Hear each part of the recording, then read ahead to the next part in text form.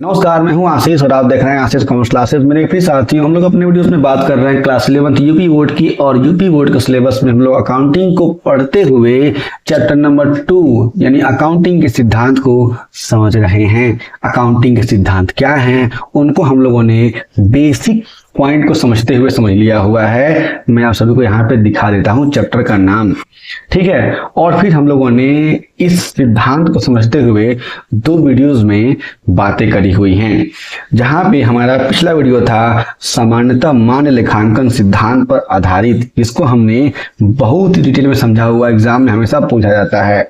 यदि आपके पास कोई प्रश्न होगा तो आप लोग जरूर बताइए। आप लोग हमारे मेंबरशिप को ज्वाइन करके मात्र 119 रुपये में अकाउंटिंग के बहुत सारे कॉन्सेप्ट को समझ सकते हो, जान सकते हो और न्यूमेरिकल को सॉल्व कर सकते हो एग्जाम में अच्छा नंबर पाने के लिए, ठीक है। हम लोग आगे बात करेंगे आज के वीडियो में कि पहले की लेखांकन की आधारभूत अवधारणा या संकल्पना क्या है, यानी बेसिक कॉन्सेप्ट ऑफ अकाउंटिंग क्या है। हम लोग कोशिश करेंगे कि सबसे पहले हम लोग समझें कि लेखांकन की आधारभूत अवधारणा या संकल्पना क्या है। उसके बाद से हम लोग आगे बढ़ेंगे और जो भी लेखांकन के तमाम तरह के आधारभूत अवधारणाएं हैं और संकल्पनाएं हैं, उनको 1 बाय 1 समझने का प्रयास करेंगे, क्योंकि वे सारी की सारी संकल्पनाएं और अवधारणाएं भी एग्जाम में बहुत ही महत्वपूर्ण स्थान रखती हैं और आपकी अकाउंटिंग की पकड़ को मजबूत बनाती हैं। जब तक आप लोग इन प्रिंसिपल को नहीं पढ़ोगे तब तक आप लोग अकाउंटिंग के न्यूमेरिकल कॉन्सेप्ट को सॉल्व करने में बढ़िया से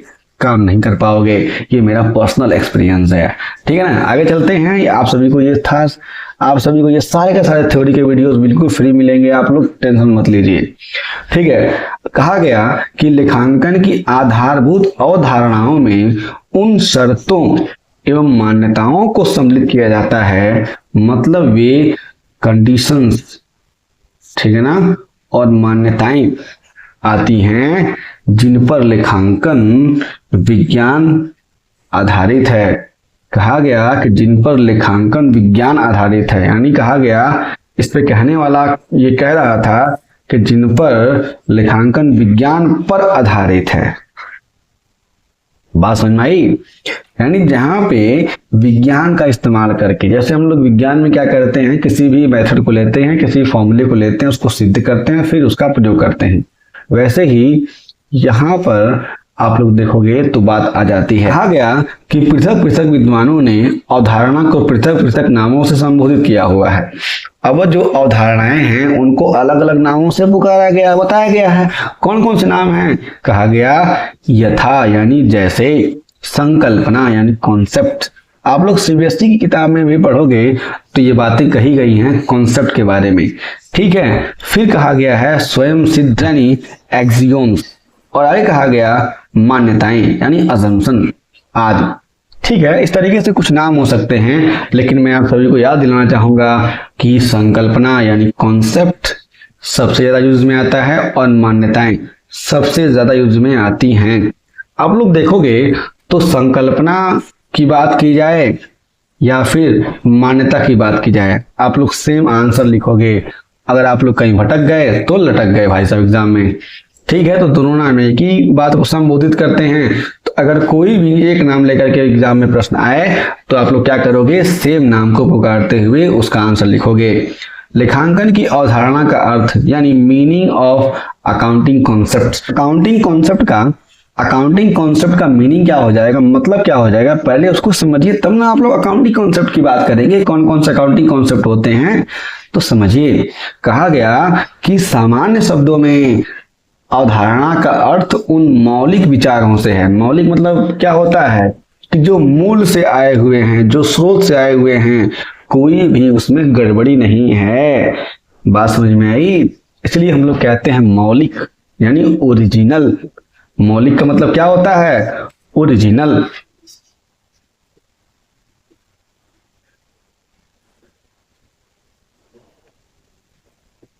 ठीक है।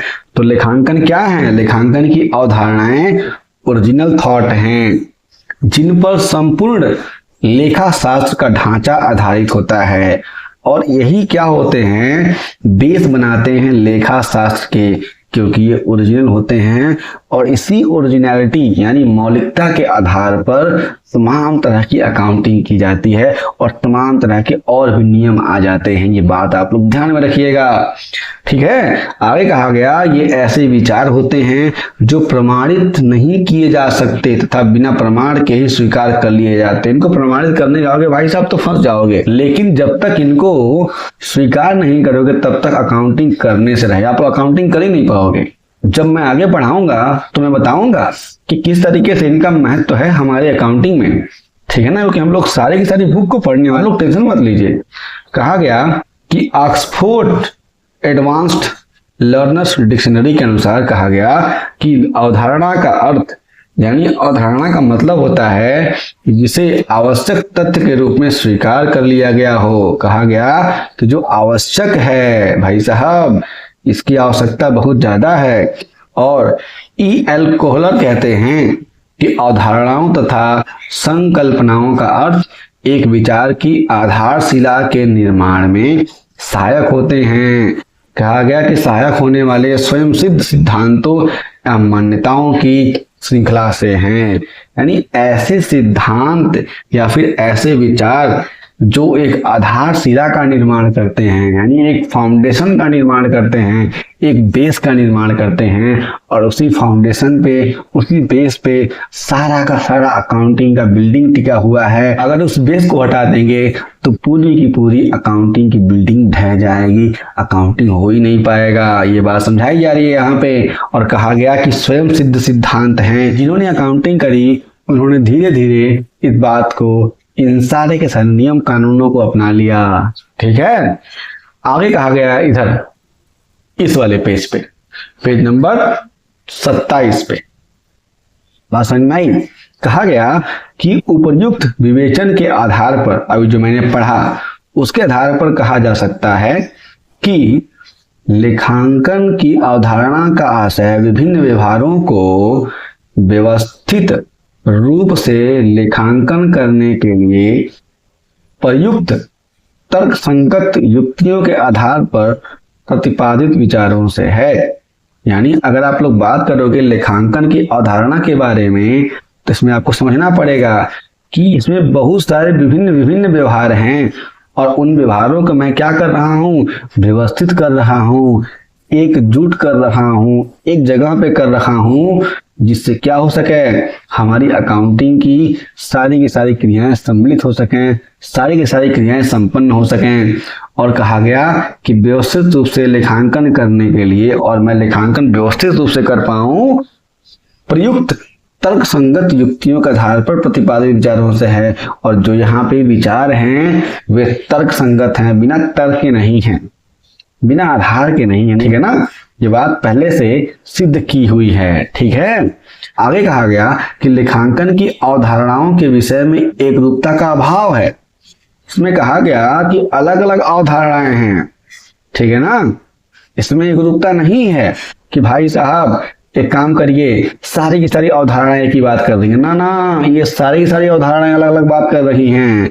American institute of certified public accountants यानी AICPA ने लेखांकन से संबंधित 14 अवधारणाओं का सुझाव दिया हुआ है। कितनी अवधारणाएं हैं? 14 अवधारणाएं हैं। इसको बताया है American institute of certified public accountants ने, ठीक है।